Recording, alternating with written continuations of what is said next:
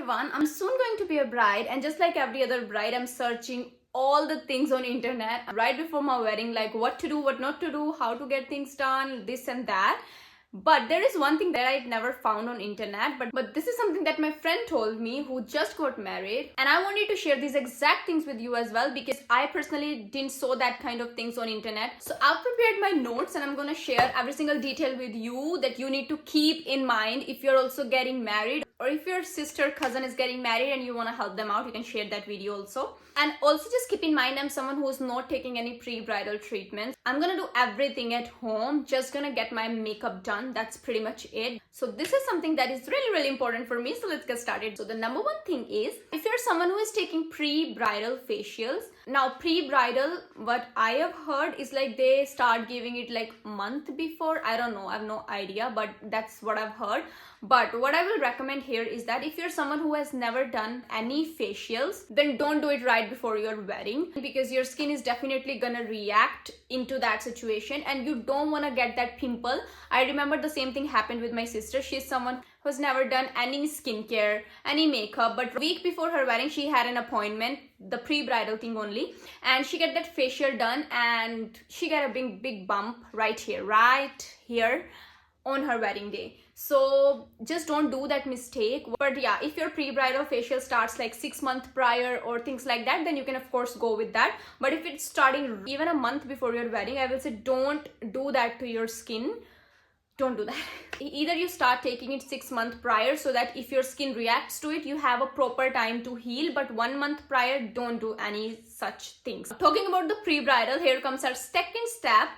Spending so much money on pre-bridal, honestly for me it's a waste of money, because I never saw a glow on the bride who does that pre-bridal thing. Like a lot of my cousins, even my own sister, my friend, whoever took that pre-bridal, skin wasn't glowing, because it's not only the outer thing that works. And of course if you have like that diamond and different kind of facials done, you may get that glow, but it's like a temporary thing, right? But I will recommend that instead of spending all that money on those expensive detans, body polishing and endless beauty treatments that half of which you don't even know what they're doing to your skin, spend your money wisely on some green juice, nuts, seeds, and get a better diet so that you start glowing from within and you don't need those treatments, because they are anyways not helpful. And when I was searching for my makeup artist, she told me the price like 15,000 for pre-bridal, which she agreed to do it for 10,000, but 10,000 is again a lot of money. I would rather invest that money in that seeds, nuts, and things that I can eat and I can apply it on my skin rather than giving them away that money, right? Number 3 is over exfoliating your skin, because a lot of people, what they do for glowing skin, they do bleach, which is like very common.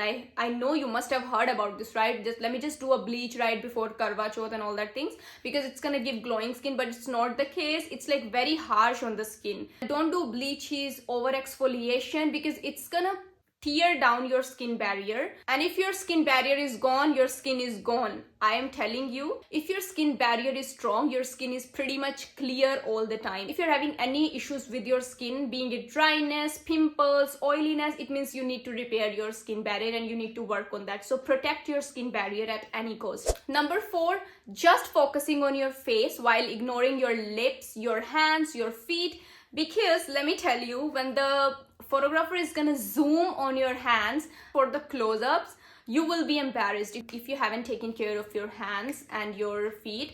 So make sure whatever you're doing to your skin, that masks you're applying it on your hand as well, you're applying it on your feet as well. So it's really important.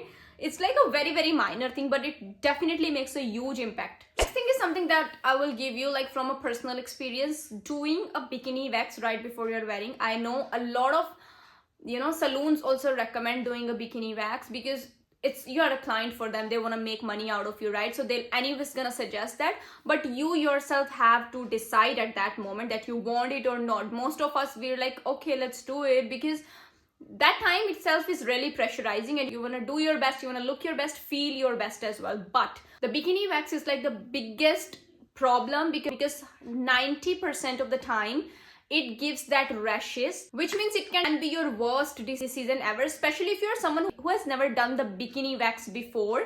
So it's something that is like very personal, of course. I really wanted to share it with you. Don't do it like the last minute, because once you get that rashes, you will be really uncomfortable and regretting your decision of getting that. Instead of that, I will recommend do what you usually do, like shaving or whatever works for you. If you do the bikini wax usually, then it's okay, but if you don't, then don't go for it right before your wedding.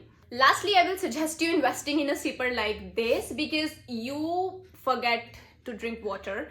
That's what happens while running around doing all simple activities. This thing, if you have it like nearby or any other tumbler, this is basically easy because you are just, whenever you are thirsty, you're sipping.